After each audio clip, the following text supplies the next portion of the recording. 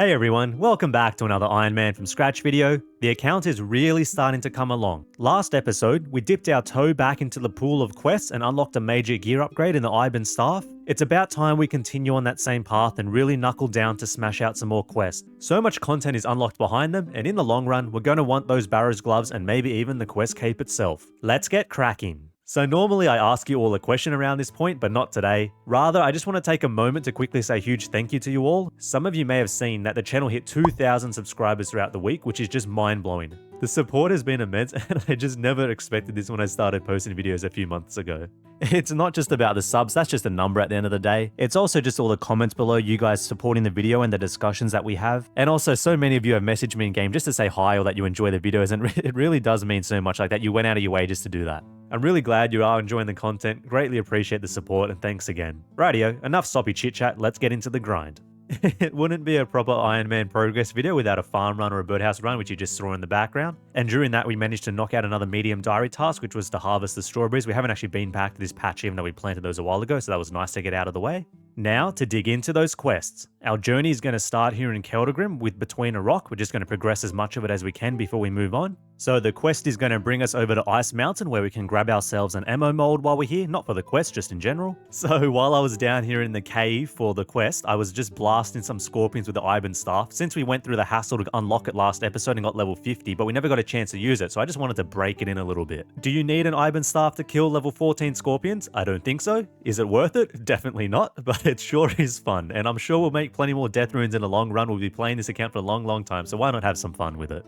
Okay, I finished having my fun blasting the scorpions, handed in the papers to Roland, and now we're over to Berthold with the games necklace, and we're going to start up Hero's Quest. Hero's Quest is the next step on our journey as a prerequisite to Throne of Miscellanea, which will allow us to unlock Managing the Kingdom and give us a bunch of free resources passively. Well, not free, I should say. You have to pay money for them, but it's passively, at least. Next stop is Ice Mountain to get those ice gloves for Hero's Quest, which we just started, and along the way we're going to put our staff to good use again and kill a few wolves just to try get the bones for Rag and Bone Man too. Okay, there we go. We got the bones for the Rag and Bone Man quest. Let's move on. This is more like it. A more formidable foe for our Iban Staff finally. Level 110 boss. Still no match though. Ice gloves acquired. Just going to fight some ice giants while we're down here as well. They're another item on the Rag and Bone Man list, although we're a little bit low on supplies, so hopefully we can get this done. Oh, there we go. 42 defense. That's a nice little bonus level. Hey, hey, 42 HP as well. There we go. Double whammy. Well, okay, luckily we got the ice giant ribs there. We're out of food, down to 11 prayer points. I didn't really want to have to come back and do this in the future, so that's nice to have it out of the way. Let's get out of here now. Okay, our next stop is Falador, and we're just going to hand in the Black Knight Fortress quest. We've already done everything. We just got to get the reward. There we go. Black Knight's Fortress complete. Then we're going to go straight into doing recruitment drive and start and finish that up as well. For the longest time there, you would have to use a female character to do the quest. It was just annoying having to go and change genders and swap back and forth if you were using a male character before. They just swapped out the quest step finally with something else that doesn't require it, which makes it a lot easier. Yeah, so this is the quest step where it used to be like no man can harm me or something, so you couldn't hurt him as a male character, but now they've just changed it to you got to use a specific weapon off the shelf here. You can attack him without it, but you got to get the killing blow with the weapon specified. And that is recruitment drive complete as well. 44 Herblore on top of it. Very nice. We're making some good progress here. While we're here, we're going to buy the full initiate set off him as well, because we need this for a diary task in a little bit. And then as well go straight into starting up the Wanted quest, and we're going to progress it up until the point where we need to go to the Taverley dungeon. Just got to get our daily exercise routine in here, and I'm pretty sure we should get some collection logs, that's why I want to do it. Yep, there we go, there's our camo bottoms. If you don't want to be ambushed by Demon Sergeant in real life and forced to do a bunch of push-ups, then don't forget to drop a like on this video. It'll keep the boogeyman away and it really helps me out. It's greatly appreciated. Next stop is another classic. It's time for good old Shiloh Village. I had to leave the area briefly because I was getting smacked in the cave, so I figured I might as well make a quick visit and hand in another cat for some more death runes. We're going to keep on top of them if I'm going to keep blasting random scorpions with that Iban Staff. Here we go again. Quest and their agility obstacles. Okay, it's time for the boss. Those of you who've been around for a while and know what I'm like with safe spots and being completely incompetent at them. And yep, no, we're getting smacked straight away. This is going about as well as it normally does. Okay, this one was a bit easier. A bit easier than some of the space spots we had in the past. Just run to the other side of the table, I guess, and just blast him away. All three forms of the boss killed, easy as 1, 2, 3. That is Shiloh Village quest complete and Shiloh Village unlocked. Like I mentioned at the start of the episode, there's just so much stuff locked behind quests, and that's now another area that we have access to in the game. Speaking of areas unlocked, the gem mines at Shiloh Village, one of the most iconic places around. They're actually a pretty good mining spot for later in the game once you got the Karam Jahar diary, so that's still a little bit ways in the future for us, but for now we just need to do some mining to get a red topaz, which will be a medium, I think, or easy diary task, and then head on up and trade our gems in for a machete. Small little opportunity to put to use our Celestial Ring that we got a few episodes back for that invisible mining boost. There we go, got the red topaz and the medium diary task to go with it. Now we're going to go grab ourselves a machete. So we got all this favor a while back when we were getting the gout tuber. Got pretty lucky with that as well. Only took like half an hour or so to get it. But now we just got to trade in for the trading sticks. And the gems, of course, we had a bunch left over from Temperos, plus the ones that we just mined now anyway. And there we go. Trading in the gout tuber and gems for a machete is another diary task for Karamja complete. So one of the downsides of unlocking Shiloh Village is that we have now unlocked one small favor. Anyone who's played this game has heard about this quest at one point or another. Never done it on an Iron Man. I'm sure it's going to be nice and painful. Definitely not going to knock it out in one go though, but we've got to get it started up here and we'll do it as we move around the map. Here I am complaining about one small favor, but I was so entranced in the quest that I found myself all the way on the other side of Lumbridge. Unfortunately, I forgot to grab a couple of things from Port Sarim while I was in the area, so we just got to backtrack real quick and do that. Okay, we've got our blemish oil now to make the oily rod for Heroes quest.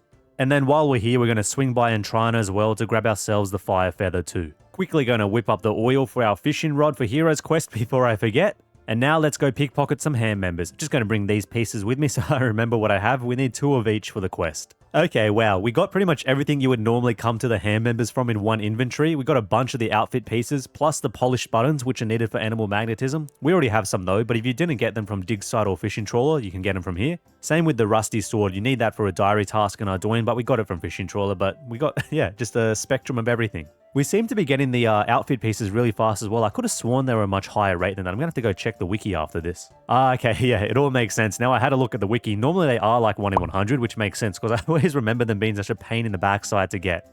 But while you have Death of the Dorgashan in progress, which we do because we started it quite a while ago, then you get the bonus drop rate. It doesn't say exactly what the rate is, but greatly increased. I can confirm it's definitely greatly increased. So let's grab all our pieces and move on. And just going to use our sack here on the hay to grab a hay sack as well, which can be made into a scarecrow later on, again for a diary task. Just got done doing a bit of shopping, some milk, cream, eggs, cheese, and a bit of flour. All of these things are just bits and pieces for some quests, like the milk and cheese, for example, are for rat catchers. The milk's also for a bunch of other quests like RFD, and I think there was one other Tale of Two Cats I think we need it for as well. Not exactly like critical that we get it here, since it's a pretty easy spot to get to, but figured I might as well just dump some of it in the bank for now. So I was all ready to go and put those hand robes to use that we just got, and then I realized that we don't actually have any of the gloves. I thought I was getting really lucky with it, but it turns out I was actually really unlucky and never got a pair of gloves, but I didn't realize it because I thought I had enough pink items in my inventory. Ah well, let's go back and grab them. Okay, 2 pairs of gloves acquired, we're back on track, let's go back to the quest. Lighting this mining helmet up as well while we're in the basement will be a quick little diary task for us. Man, they really don't mess around, these ham guys. Poor Zenik. You know, normally in the movies and whatnot, the bad guys muck around, they don't kill the guys before the time runs out, and then the good guys come and swoop in and save the day, but not for poor Zenik here, I guess. Their day is over. Well, that is unless you've got some sort of magical godly power resurrecting you and keeping you going strong. Rightio, Sigmund has been thwarted, and that is Death to the Dorgashan complete.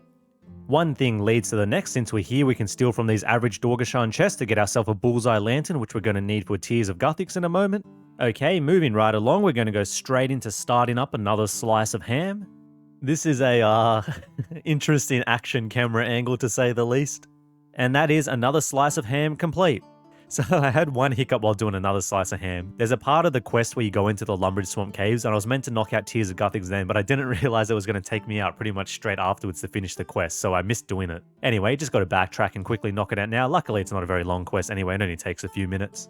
And a few minutes later, that's Tears of Guthix, the quest complete, which gives us access to the minigame Tears of Guthix, another handy little piece of content, especially for this mid-game stage, but we're going to come back to it a little bit later. You can only do it once a week, and the more quest points you have, the easier it is. So we're going to go wrap up 1 or 2 more quests that we have outstanding, and then we'll come back and do this. One last thing to do in Dorgashan while we're here was grab the bone for Rag and Bone Man 2 from a cave goblin, so we've got that now wrapped up and in the bank. Now we can use the old train that we just unlocked from another slice of ham to take a trip back to Keldagrim. And that'll be a diary task unlocked for us as well.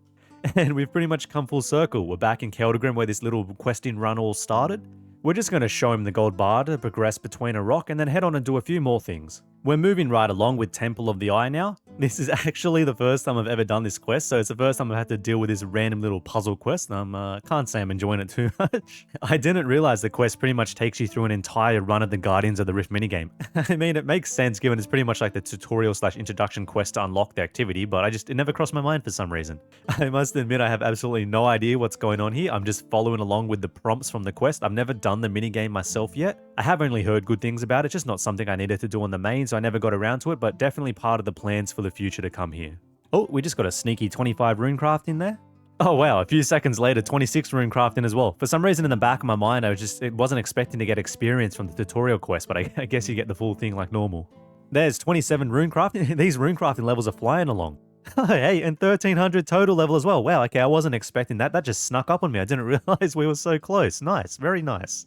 And that is Temple of the Eye complete to go with 28 runecraft. That was pretty good. We got a good few levels off of that. So, oh, wait. Okay, actually 32 runecrafting. Okay, then. I was not expecting to get all those runecrafting levels. That was what, like 7 or 8 runecrafting levels we just got in a very short span of time. Oh, well, we'll take everything we can get. Okay, with our couple extra quest points, let's go do that Tears of Guthix that we unlocked a bit earlier. There is a Lumbridge Diary task to get 100 tears in one go, so we should have enough quest points hopefully to get that, but let's see how we go. Basically, if you've never done Tears of Guthix, the more quest points you have, the longer you get to spend in here, and you just want to collect these tears, and they'll give you a certain amount of XP at the end. Ideally, you want to just stand at the one spot the whole time because it takes quite a bit of time to move. The 3 streams will always tick one after the other, so when you see the first one move, the next 2 will move straight after, like 1, 2, 3. So basically, once the first one moves, you want to just stay in your spot just in case one of the other 2 come to where you are, and if they don't, then you have to move. So there's an example right there. You can see I was just standing still. I let it tick away and then I waited for the other 2 and then one of them came to where I was and I can just keep going. It's the fastest way to get more tears. At least it was the last time I did this ages ago. Hopefully there's no new tricks in that I'm missing in to tell you. Okay, let's see what we got from it. 26 Slayer, very nice. So the experience will always go to your lowest skill and the total amount of experience you can get caps out when you have base 30. So your lowest skill is at least level 30.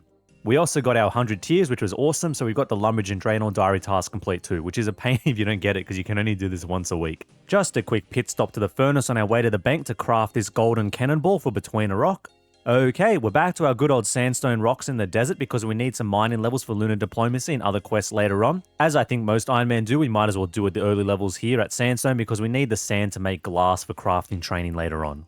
I also need something that doesn't require me moving around the game a whole bunch like quests do while I focus on a few other things. We got a good 8 or 9 quests fully completed, not to mention a bunch of other ones progressed in parallel alongside a heap of diary tasks completed too. Just want to say thanks again, not just for the 2,000 subs, but in general, all the comments you guys leave on the videos and just the discussions we have, and for everyone that has said hi in game and that, it really means a lot. It's been a lot of fun, and I really, really do appreciate it. But as always, guys, if you enjoyed the video, please drop a like. It really helps me out. Subscribe if you want to follow along the journey. Previous episode is on screen, and until next time, have a good one, guys. See ya.